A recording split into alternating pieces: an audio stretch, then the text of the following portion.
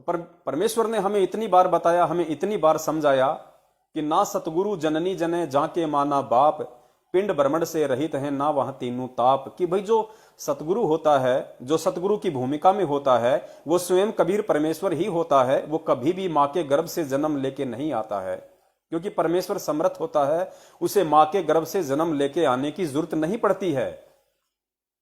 लेकिन उसके बावजूद भी उस शैतान की प्रेरणा से, उस काल की प्रेरणा से, और हमारे ही भगत भाई बहन संगत को भ्रमित करने में लगे हुए हैं, जिनमें सतलोक आश्रम मैनेजमेंट हरियाणा है, जो रात दिन परमपिता परमेश्वर सतगुरु रामपाल जी महाराज जी के साथ आश्रम में रहा करता था।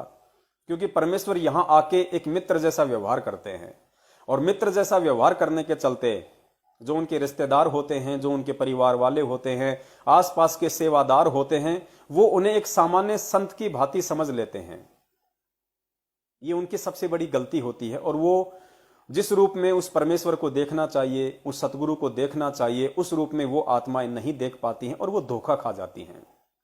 इन सब बातों को जब ज्ञान आधार से उस परमेश्वर के नबी, उस परमेश्वर के रसूल, क्योंकि पुण्यात्माओं वर्तमान में इस पृथ्वी के ऊपर यदि असल में कोई नबी है, असल में कोई पैगंबर है, असल में कोई रसूल है, तो सत्सेवक हैं। परमेश्वर की वो आत्माएं हैं जो उनके तत्व ज्ञान को समझ चुकी हैं, सतगुरु रूप को समझ चुकी हैं, परमेश्वर के सतलोक से इस मृतलोक में आने के प्रयोजन को, मकसद को समझ चुकी हैं, और उसी अनुसार अपनी खुद की रहनी करनी भी करती हैं और दूसरे भगत भाई बहनों को भी समझाने का प्रयास करती हैं। तो वो आत्माएं वर्तमान में परमेश्वर के असली रसूल हैं, पैगंबर हैं, जो जिहाद के साथ आज संघर्ष कर रहे हैं, भगत भाई बहनों को समझा रहे हैं कि भाई गुरुदेव ने हमें क्या मार्ग बताया, भक्ति मार्ग में पूज्य गुरुदेव ने हमें किस तरीके से चलने के लिए बताया, हमने उस तरीके से चलना है। और हमारे ही भगत भाई बहनों पे काल भगवान ने अपना जाल फेंककर उनको अपने जाले में फांस कर तुम लोगों को भ्रमित कर रहा है। तो ये जिहाद है जो पिछले 6-7 वर्षों से हम सत्सेवक कर रहे हैं। हम उनके गालियां भी खाते हैं, हम उनके मार पिटाई को भी सहन करते हैं, हम उनके भले बुरे वचनों को भी सहन करते हैं, जैसे कि हजरत मोहम्मद जी ने किया। मक्का में उनका इतना विरोध हुआ करता था, उनको मारने तक की साजिशें मक्का मदीना में लोगों ने रची थी। वही आज हमारे साथ हो रहा है। हमारे ही भगत भाई बहन सतलोक आश्रम मैनेजमेंट हरियाणा वाले और उनसे प्रेरित कुछ अन्य भगत भाई जो परमेश्वर के ज्ञान से पूर्णतया परिचित नहीं हैं, जल्दबाजी में फैसले ले लेते हैं, उन्होंने कितनी कोशिशें की हम सत्सेवकों के ऊपर अटैक करने की। जब हम संगत में जा जाके साध संगति के माध्यम से प्रोग्राम करते थे, वहां ये लोग आ जाते थे, जबरदस्ती झगड़ा करते थे, मार पिटाई करते थे।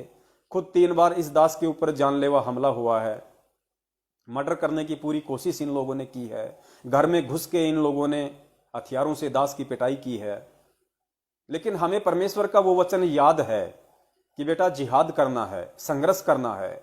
अगर तू मेरा शिष्य है, अगर तू मेरा भगत है, तो तुझे मेरे जीवन को देख के चलना पड़ेगा, तुझे मेरे पद चिन्हों पे चलना पड़ेगा। जिस प्रकार इस तत्व ज्ञान को तुम आत्मा तक पहुंचाने के लिए सतयुग से लेके आज इस कलयुग की बिचली पीढ़ी तक मैं किस कदर प्रयासरत हूं, संघर्षरत हूं। मैंने कैसे कैसे दिन देखे हैं, मैंने कितना संघर्ष किया है, किस प्रकार मैंने लोगों के दुर्व्यवहार को सहा है। 2-2 बार मैं जेल गया हूं और जेल में कितनी यातनाएं और प्रताड़नाएं सहन करनी पड़ती हैं। अगर मेरा कोई सच्चा भगत होगा तो वो भी मेरे पद चिन्हों पे चलेगा। मेरे पद चिन्हों पे जब कोई चलेगा तो उसके साथ भी इस भक्ति मार्ग पे वही सब कुछ घटनाएं घटित होंगी जो मेरे साथ हो रही हैं। लेकिन अंतर इतना है कि वो समर्थ परमेश्वर अपने बच्चों को हिम्मत देगा, सहारा देगा, हर संभव उनकी रक्षा करेगा, उनकी सुरक्षा करेगा, अपने वचन से उनके चारों तरफ एक सुरक्षा का घेरा बनाए रखेगा। और वो परमेश्वर ने किया, वरना हम 2 कौड़ी की जीवों की क्या औकात जो हम इन अरबों पति सतलोक आश्रम मैनेजमेंट हरियाणा वालों का सामना कर सकें। क्योंकि पिछले 7 वर्षों से इन्होंने करोड़ों में नहीं अरबों में संगत को ज्योति पाठ और दान के नाम पे परमपिता परमेश्वर सतगुरु रामपाल जी महाराज जी की आड़ में लूटा है, ठगा है, अपने घर बने हैं, प्रॉपर्टियां इन्होंने बनाई हैं, जिनकी साइकिल खरीदने की औकात नहीं थी, आज वो 4 व्हीलर गाड़ियां लेके घूमते हैं। वो पैसा संगत का है। उसको हम हराम के पैसे की संज्ञा दे सकते हैं, जिसके दुष्परिणाम आने वाले समय में उनको भुगतने पड़ेंगे। तो ये सौभाग्य है आप और हम सभी आत्माओं का कि हमने परमपिता परमेश्वर को उन्हीं के आशीर्वाद से समझा, पहचाना और आज उनके ज्ञान को समझ के हम चलने का प्रयास कर रहे हैं। और हम कोशिश कर रहे हैं कि हमारे जितने भी भगत भाई बहन हैं जो उन लोगों के पीछे चल रहे हैं अनजाने में, वो वहां से निकलें, क्योंकि परमेश्वर ने आपको सब कुछ दिया हुआ है। परमेश्वर ने आपके ऊपर मेहर और दया करने में कोई कमी नहीं छोड़ी है। परमेश्वर ने आपको सत्संग दिए हैं, परमेश्वर ने आपको मर्यादा दी है, परमेश्वर ने आपको नाम दिया है, परमेश्वर ने आपका मार्गदर्शन किया है। फिर भी यदि आप कहीं भटके भूले तो उसके लिए परमात्मा ने अपने सत्सेवक बच्चों को निमित्त बना के खड़ा करके तुम भटको हुओं को संभालने के लिए फिर से परमेश्वर ने आप पे दया की है।